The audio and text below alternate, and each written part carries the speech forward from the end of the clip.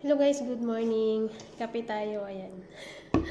So habang nagkakape tayo guys, nag-i-include tayo para meron tayong income.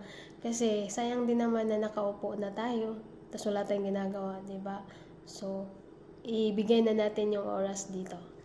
Ayan. So ang ginagawa ko is dito tayo sa solving colors. So sagutan mo lang yung kung ano yung kulay na nandito sa tanong.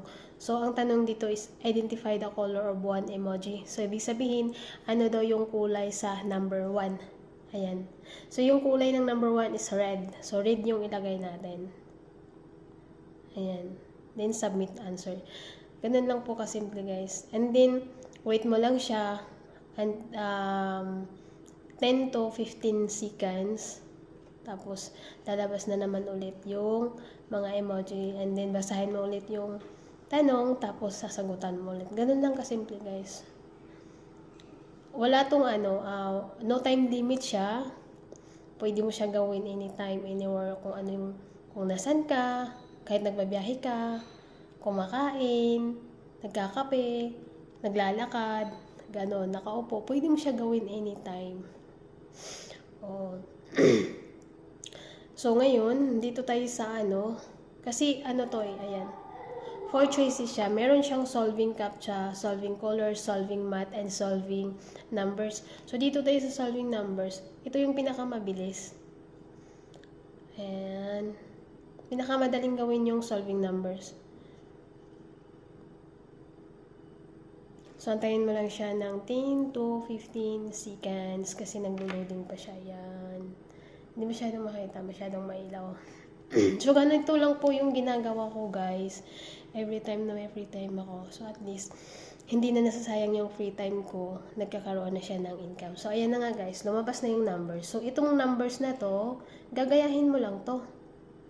Ayan. Gagayahin mo lang yan siya. So, di ba, napakadali lang. Kahit bata, kayang-kayang gawin ang pag-i-encode dito. Ayun. 771121200061. So, ganun lang siya kasimple, guys. O, diba? Antayin mo lang siya ng 5 to 10 seconds. Tapos, ulit, magta-type ka ulit. So, kung ikaw naman is meron kang free time or ikaw naman na nasa bahay ka lang, i-grab mo na yung opportunities na to kasi ito po ay tinatawag na work from home, full-time or part-time job. Pwede kasi dito kahit sino, wala itong pinipili. Pwede dito yung mga mommy, daddy, mga matanda, bata. Pwede dito student, ganun, tambay. Pwede at least meron ka ng extra income.